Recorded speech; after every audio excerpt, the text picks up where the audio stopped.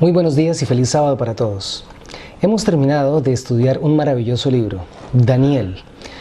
Al comienzo de este trimestre escuché voces de algunas personas de la iglesia que decían: Daniel, ¿y ahora quién nos va a poder explicar? Como cuando uno invocaba a un superhéroe para que lo defendiera. El libro de Daniel, así como el de Apocalipsis, en algunos adventistas del séptimo día, causa cierto temor. ¿Por qué? Tal vez por su complejidad, porque son libros complejos, tal vez por la abundancia de símbolos y de conexiones con otras partes de la Biblia que tal vez no facilitan el entendimiento para un grueso de la población de la iglesia. Pero hace unos años, este libro me enseñó, me ayudó a entender algo. El libro se llama La ciencia descubre a Dios, Ariel Roth. Se lo recomiendo, es bastante complejo, pero muy bueno. Cuando una persona sabe algo de ciencia, puede darse el lujo de ser ateo. Tal vez los que pasamos por una universidad sabemos que muchos de los que estudian allí se jactan de no creer en un Dios. Pero cuando una persona sabe mucho de ciencia, como Newton, Boyle, Pascal, Kepler, Linné, Galileo, y tantos otros que trazaron las estructuras de la física, la química, la astronomía y otras ciencias, la matemática modernas, estos hombres eran devotos cristianos, creedores consumados de la existencia de un Dios inteligente y que había hecho la naturaleza con un diseño muy detallado y muy preciso. Cuando se sabe mucho de ciencia, es imposible negar la existencia de Dios. Bueno, buenas noticias. Para salvarse no hay que ser científico. Tú puedes conocer a Dios sin necesidad de saber tanto de ciencia. Estudiando su palabra, orando y compartiendo lo que conoces de Él con los demás, puedes conocerlo, hacerte su amigo y salvarte. Con la profecía pasa lo mismo. No necesitas ser un erudito conocedor y experto en profecía bíblica para salvarte. Pero cuando conoces la profecía, cuando estudias Daniel y Apocalipsis, la seguridad que esos libros, que la palabra de Dios te dan acerca del Dios en el cual has creído, cambia la perspectiva completamente. Te da una firmeza que hace que estés más seguro de que tu Dios es un Dios que está al control.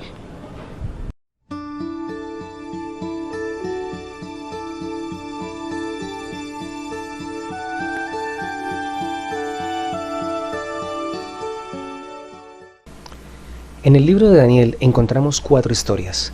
Frecuentemente son utilizadas para enseñar a los niños acerca del poder y el amor de Dios. Pero si las miramos con detenimiento, nos damos cuenta de que reflejan una gran enseñanza para el tiempo del fin. El primer episodio lo encontramos en el capítulo 1 de Daniel. En este caso, él y sus 3 amigos son llevados a la corte de Babilonia. Ya conocemos el episodio, se presenta una crisis para los hijos de Dios, pero no para la mayoría. Daniel 1, del 1 al 7, nos muestra que se les obliga a comer la comida del rey. Luego, en los versículos del 8 al 9, nos dice que ellos voluntariamente deciden ser fieles. Los 4 hebreos proponen en su corazón no contaminarse. En el versículo 10, se emite una amenaza contra ellos. Si ellos no rinden como los demás, la cabeza de su jefe peligraría y por ende su propia vida. A continuación, versículos 11 al 13, hay un juicio de parte del que manda, en este caso del gobierno babilónico. Ellos son puestos a prueba durante el tiempo que pidieron. Hay un tiempo de suspenso, eso nos lo dice Daniel 1:14. Ese tiempo de suspenso son los 10 días de prueba en que ellos se alimentan conforme al mandato de Dios. Los versículos del 15 al 17 nos dice que Dios vindica a sus hijos. Ahora ellos están más robustos y saludables que el resto de los jóvenes y prueban que la alimentación saludable dio resultados confiando en Dios. Finalmente, en los versículos 18 al 20, el que manda, en este caso el mismo Nabucodonosor, reconoce el carácter y el poder de Dios y los halla a ellos mejores que a sus compañeros. El segundo episodio es la conocidísima historia de la estatua de Nabucodonosor. El rey babilonio tiene un sueño y demanda a su séquito más cercano de sabios que se lo revelen, aunque él lo había olvidado. Aquí surge una crisis para los hijos de Dios, pero no para la mayoría. El rey tiene un arranque de ira y aquí surge una amenaza contra ellos. Daniel 2:12 nos dice que Nabucodonosor ordena la muerte de todos los sabios, incluyendo a Daniel y sus amigos que no tenían nada que ver en el asunto. A continuación, hay un juicio de parte del hombre que manda, es decir, en este caso del rey Nabucodonosor. Daniel 2:13 dice que hay un edicto que establece esa sentencia de muerte. A continuación, hay un tiempo de suspenso. Versículos 14 al 16 del capítulo 2 muestran cómo Daniel solicita un tiempo para que Dios le revele el sueño. Quinta parte. Voluntariamente, los hijos de Dios deciden ser fieles. Versículos 17 al 18. Daniel y sus amigos oran a Dios pidiendo su ayuda. Sexto punto. Dios vindica a sus hijos. Versículos 19 al 20. Dios revela el sueño de noche a Daniel. Los versículos hasta el 45 nos muestran cómo Daniel no solamente le contó el sueño al rey, sino su interpretación. Y por último, séptimo, el que manda, Nabucodonosor, reconoce el poder de Dios y vindica su carácter. El tercer episodio es el horno de fuego, en el que estuvieron involucrados Ananías, Misael y Azarías. Surge una crisis para los hijos de Dios, pero no para la mayoría. Daniel 3, del 1 al 5, dice que el rey levanta la estatua de oro completamente y ordena a todo el pueblo a que la adore. Segundo, se emite una amenaza contra los hijos de Dios. Daniel 3, del 6 al 12, dice que los 3 hebreos no se inclinaron y son delatados por ello. El tercer punto dice que voluntariamente estos 3 hombres deciden ser fieles. Versículos 13 al 18, Ananías, Misael y Azarías declaran su lealtad a Dios, así les cueste sus vidas. Cuarto, hay un juicio de parte del que manda. Daniel 3, del 19 al 22, dice que estos jóvenes hebreos son condenados al horno de fuego, calentados 7 veces más de lo normal. La orden la dio el mismo rey, que en el punto 2 estaba reconociendo a Jehová como el único Dios verdadero. Quinto, hay un tiempo de suspenso. Versículos 23 al 25, por unos minutos estos hombres están en el horno de fuego y el mismísimo Jesús viene a acompañarlos. Sexto, Dios vindica a sus hijos. Versículos 26 al 27. Estos hombres son sacados ilesos del horno de fuego y ni siquiera sus ropas olían a chamuscado. Y séptimo, el que manda reconoce el poder de Dios. Nuevamente Nabucodonosor vindica el carácter de Dios y en los versículos 28 al 30 reconoce el poder de Jehová. Y el cuarto episodio es probablemente uno de los más conocidos en la historia bíblica. Hasta los niños conocen la historia de Daniel en el foso de los leones. Surge una crisis para el Hijo de Dios, pero no para la mayoría. Daniel 6, del 1 al 4, dice que por su integridad, Satanás levanta enemigos a Daniel entre los cortesanos del rey Darío. A continuación, se emite una amenaza contra Daniel. Daniel 6, del 5 al 9, dice cómo los enemigos de este hombre de Dios traman y ejecutan la trampa. En tercer lugar, voluntariamente Daniel decide ser fiel. Versículo 10 dice cómo él se mantiene firme y ora a Jehová como todos los días con sus ventanas abiertas. Cuarto punto, hay un juicio de parte del que manda. Contra su voluntad, Darío ahora envía, según lo dicen los versículos 11 al 17, a Daniel al foso de los leones. Viene un tiempo de suspenso. Daniel 6:18 nos cuenta que Daniel pasa una noche completa en el foso y en esa noche Darío, un incrédulo, sufre y ruega por su amigo. Sexto punto, Dios vindica a su hijo. Versículos 19 al 23, al amanecer Daniel sale ileso del foso de los leones. Y por último, séptimo, el que manda reconoce el poder de Dios y vindica su carácter. Ahora es un rey persa, no uno babilonio, el que publica su reconocimiento a Jehová como el único Dios verdadero. Este libro es de 1966. Enrique Fernando Chaik, Preparación para la crisis final. Me lo heredó mi mamá. Es un libro bastante viejo, se consigue en su nueva versión, pero el libro es el mismo. Han pasado más de 60 y tantos años desde esta edición, creo que es más viejo que eso. Y la verdad que hay en sus páginas sigue siendo la misma. Hay un cuadrito que me llama muchísimo la atención y quiero que estudiemos en detalle. Es este. Este cuadrito que vamos a ver de cerca establece cuáles son los eventos del fin del tiempo del fin. En el tiempo del fin, el patrón se va a repetir. Esto nos muestra que al día de hoy deberíamos estar viviendo la reforma espiritual, el reavivamiento, el sellamiento, la lluvia tardía, el fuerte pregón, el zarandeo y el tiempo de angustia previo.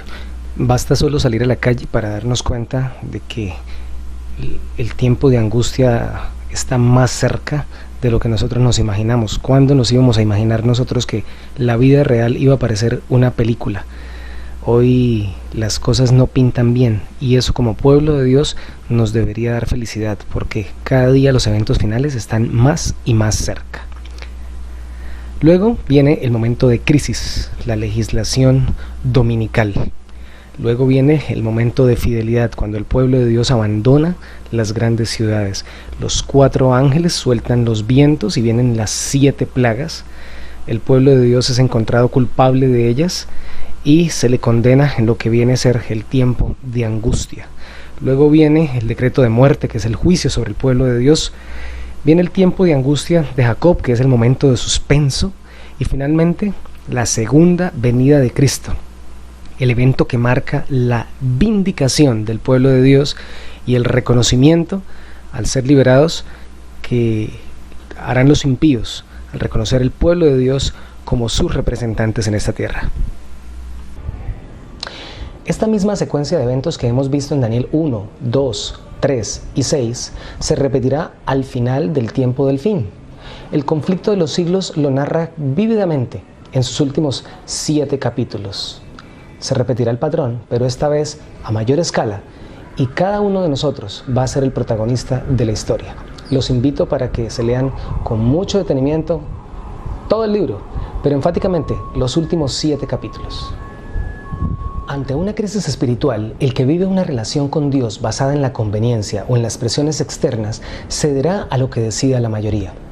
Cuando hay una crisis, los que obedecen a Dios lo hacen por obligación, por conveniencia o por cuidar su imagen, y pueden defender una doctrina y hasta predicar, pero llegada la crisis van a salir huyendo porque no están acostumbrados a vivir por fe.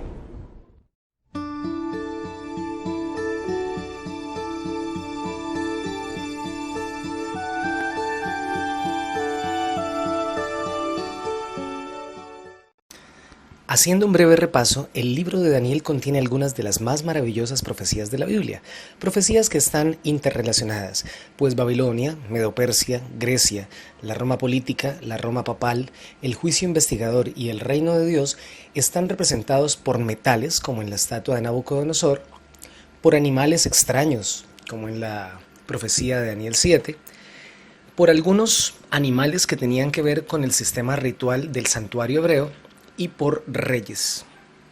Como podemos ver en estos esquemas, cada uno de los poderes políticos, religiosos o los eventos están representados de alguna forma diferente en Daniel 2, Daniel 7, Daniel 8 y Daniel 11 y 12. Lo interesante del asunto es que Cristo, que es el real protagonista de estos eventos, también tiene una representación diferente. En Daniel 2 es representado como rey, en Daniel 7 como juez, en Daniel 8 como sacerdote y en Daniel 11 y 12 como libertador y a futuro nuevamente como rey.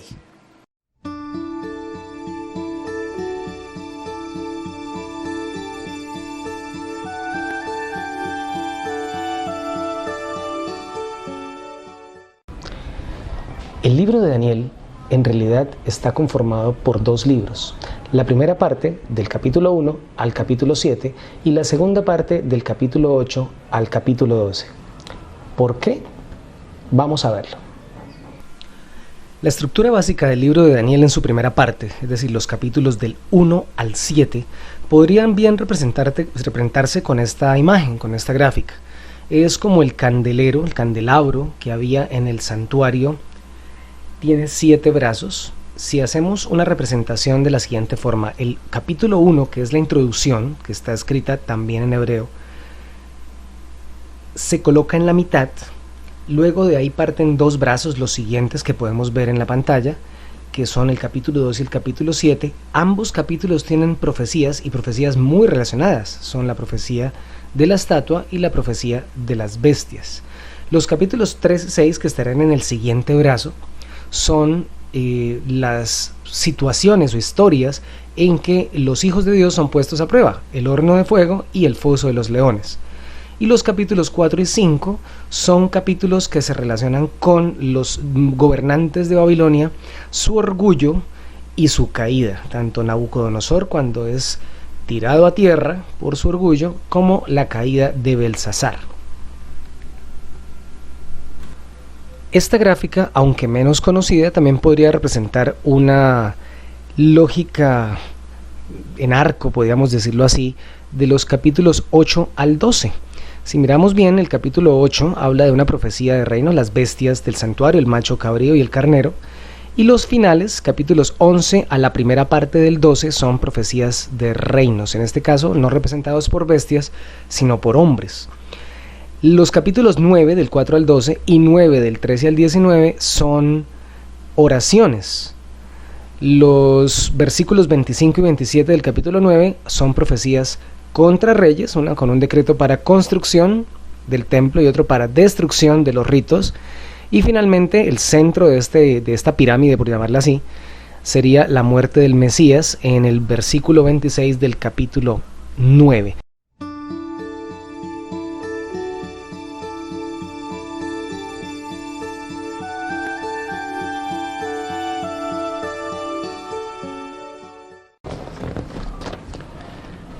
La lección de esta semana nos habla de Daniel 12. Daniel 12 comienza con una expresión. Daniel 12:1. En aquel tiempo se levantará Miguel, el gran príncipe que está de parte de los hijos de tu pueblo, y será tiempo de angustia cual nunca fue desde que hubo gente hasta entonces. Pero en aquel tiempo será libertado tu pueblo, todos los que se hallen escritos en el libro. Empecemos por aquel tiempo. La primera expresión del capítulo es en aquel tiempo. ¿Cuál tiempo? Cuando decimos aquel tiempo, estamos seguros de que se refiere a lo que estaban hablando antes de esa frase, es decir, a cómo terminó el capítulo 11. Si miramos en reversa, miramos hacia atrás, el capítulo 11, que ya estudiamos a profundidad la semana pasada, en su última parte del versículo 40 al versículo 45, está hablando del tiempo del fin. ¿Por qué sabemos esto? Vamos a adelantarnos un poco hacia Daniel 12:4. Daniel 12:4 dice, pero tú, Daniel, cierra las palabras y sella el libro hasta el tiempo del fin.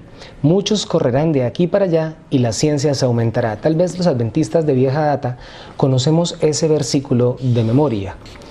Está hablando, inclusive si alguno de ustedes tiene alguna Biblia como la mía, una versión Reina Valera 60, el encabezado, que no es bíblico, es puesto por las sociedades bíblicas, el encabezado del capítulo 12 es precisamente ese, el tiempo del fin. El versículo 4 lo dice, y sabemos que estamos en el tiempo del fin por lo que precede al capítulo 12. Dice el versículo 4, Daniel cierra las palabras y sella el libro. ¿Cuál libro? Cuando decimos ¿cuál libro? Hay múltiples respuestas. La mayoría de la gente dice, pues el libro de Daniel. No, no es el libro de Daniel. Hay muy buenas razones para pensar que ese libro del cual está hablando es la segunda parte del libro de Daniel. Hace poco dijimos que estaba dividido en 2 secciones. Esta segunda parte va del capítulo 8 al capítulo 12. Se relaciona con la segunda parte. ¿Por qué? Miren lo que dice el versículo 4 en su segunda sección. Muchos correrán de aquí para allá. No sabemos si es una corrida literal o es una corrida espiritual. Así como en el tiempo del fin muchas personas, hablando de libros, hablando de Biblia, estudiaron de aquí hacia allá en las páginas de la Escritura. Y la ciencia se aumentará. ¿Cuál ciencia? ¿La ciencia tecnológica? Algunos han dado este versículo por descontado para decir que en el tiempo del fin la ciencia, tecnológicamente hablando, aumentaría muchísimo. Y tienen razón, la ciencia ha aumentado más en los últimos 100 años que tal vez en todos los miles de años anteriores de la humanidad. Pero hay buenas razones por las cuales los adventistas creemos que no es ese tipo de ciencia. Entonces, ¿es la ciencia bíblica? Bueno, podría ser una aceptable interpretación, pero lo más probable es que, mirando el contexto del versículo, sea la ciencia del estudio de ese libro que está sellado, es decir, Daniel del 8 al 12. ¿Por qué? Comencemos por aclarar entonces cuándo arranca el tiempo del fin. El tiempo del fin, creemos los adventistas del séptimo día, arranca inequívocamente en 1798. ¿Esa fecha es nueva para usted? 1798. ¿Y por qué 1798? ¿Qué pasó en esa fecha? Para los que están en bachillerato, recordarán que en clase de historia les contaban acerca de la Revolución Francesa. Daniel 11:40, que vamos a volver a leer, lo estudiamos la semana pasada, dice: pero al cabo del tiempo el rey del sur contenderá con él, y el rey del norte se levantará contra él como una tempestad con carros y gente de a caballo. Si estudiamos bien la lección de la semana pasada, vimos que los versículos 40 al 45 narran de 200 años para acá, más o menos, hasta el fin del tiempo del fin, hasta el momento en que Cristo venga por segunda vez. Eso nos narra Daniel 11 en su última parte. Cuando el rey del sur, que es el ateísmo, en este caso representado por Francia, en la cúspide del conocimiento europeo, secularismo europeo, se rebela contra el papado, que en ese momento de la interpretación profética es el rey del norte. Daniel 11:40 nos dice que este rey del sur contiende con el rey del norte. El general Berthier toma prisionero al papa y le asesta, le da por la cabeza una herida mortal. Tan mortal que no se muere. Apocalipsis 2 y 3, cuando estudiamos las iglesias en su orden, Éfeso, Esmirna, Pérgamo, Tiatira, Sardis, y miramos cuáles son los años a los que corresponde históricamente cada iglesia, nos damos cuenta que Sardis termina justo en ese año, 1798.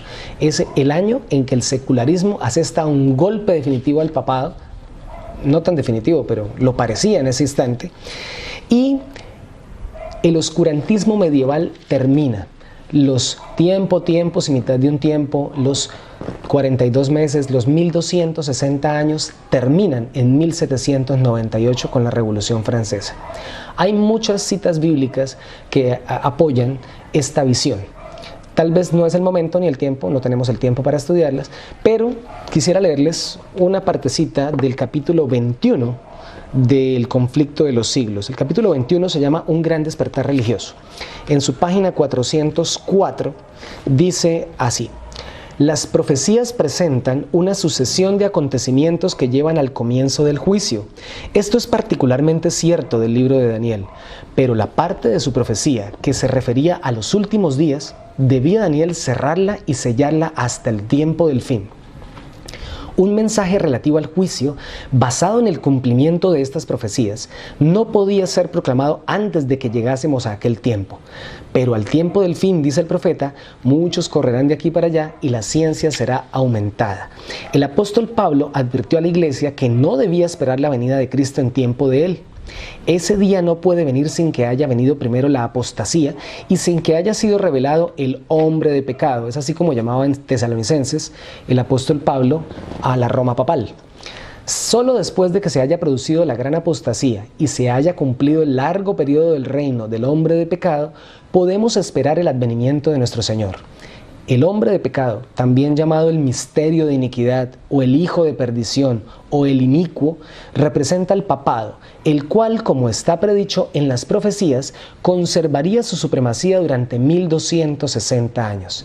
Este periodo, lo dice Elena de White textualmente, terminó en 1798. La venida del Señor no podía verificarse antes de dicha fecha. San Pablo abarca con su aviso toda la dispensación cristiana hasta 1798. Solo después de esta fecha debía ser proclamado el mensaje de la segunda venida de Cristo. Leo del libro Hechos de los Apóstoles, capítulo 57, titulado El Apocalipsis, página 435. En el Apocalipsis todos los libros de la Biblia se encuentran y terminan. En él está el complemento del libro de Daniel. Uno es de profecía, el otro es una revelación. El libro que fue sellado no es el Apocalipsis, sino aquella porción de la profecía de Daniel que se refiere a los últimos días. El ángel ordenó: pero tú, Daniel, cierra las palabras y sella el libro hasta el tiempo del fin. La misma Elena de White dice que es una porción de la parte del libro de Daniel que se refiere a los últimos días. ¿Y cuál es esa parte? Vemos que Daniel 12 menciona al final del capítulo unos periodos proféticos que no son tan populares como las 70 semanas o los 2300 días o las 1260 días, sino que son un poquitico menos conocidos tal vez. Vamos a ver una imagen que nos ayude con eso. Los 1290 y los 1335 años no son tan relevantes como otros números proféticos que sabemos de memoria, pero nos confirman que las fechas del tiempo del fin son correctas. Vamos a dejar una tarea. ¿Por qué el año 508 y el año 538 de la era cristiana son tan importantes en la interpretación profética adventista? Voy a darles un adelantico a la tarea. En el año 508, y esto investíguenlo por ustedes mismos, Clodoveo, un rey franco, es decir, de Francia, vence a los visigodos y provee de un ejército a la Iglesia de Roma para vencer y castigar a los herejes. En su alianza con el papado, a futuro, daría la potencia militar que necesitaba la Roma papal. Y en el año 538, Roma se ve al fin libre de cualquier dominio bárbaro o hereje y se consolida política, militar y eclesiásticamente como la suprema autoridad del mundo civilizado. Estos 2 años son muy importantes para que entendamos todos los periodos proféticos de Daniel y Apocalipsis.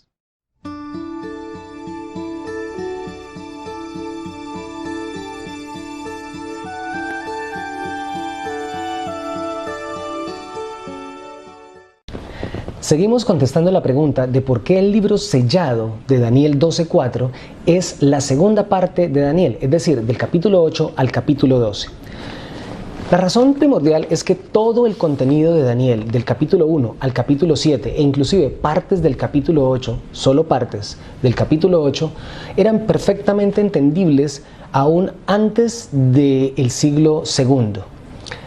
Es decir, mucho antes de que llegara el tiempo del fin, cualquier persona que estudiase el libro de Daniel a cabalidad, con devoción y con ayuda histórica, podría entender las profecías de Daniel 1 al 7 y parte del capítulo 8. Inclusive, algunos eruditos bíblicos de la iglesia cristiana del siglo III y IV dan fe de cómo entendían cada uno de los imperios representados por los metales, los animales y las bestias de esta primera parte del libro de Daniel. Inclusive, algunos detalles profundos de Daniel 7 y 8, como la interpretación de Roma papal como el cuerno pequeño de Daniel 7, eran ya conocidos por algunos estudiosos de los principios de la era cristiana. El tema central de la segunda parte de Daniel son los 2300 días, el juicio venidero y el reino de Cristo. El centro de Daniel 8 es la profecía de las 2300 tardes y mañana y la purificación del santuario. El centro de Daniel 9 es la profecía de las 70 semanas que explican dónde arrancan esos 2300 días de Daniel 8. Sin las 70 semanas es imposible saber el inicio y el fin de ese periodo de tiempo. Aunque Daniel 10 pareciera un capítulo de transición, no lo es. Nos muestra la lucha entre Satanás, que ahora es representado por el príncipe de Persia, contra Gabriel. Luego, Miguel viene en su ayuda.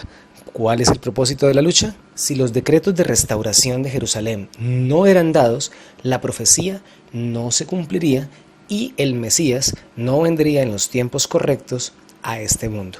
Daniel 11 amplía el capítulo 8. A partir del versículo 40 nos muestra la herida a la bestia en 1798 y el proceso de sanidad de esa herida. Finalmente, Daniel 12 nos muestra cómo Miguel se levanta ahora como rey, no como sacerdote, parece que tiene que cambiar sus vestiduras, y finaliza el gran conflicto cósmico entre el bien y el mal. Nada de esto fue comprendido satisfactoriamente hasta después del inicio del tiempo del fin en 1798.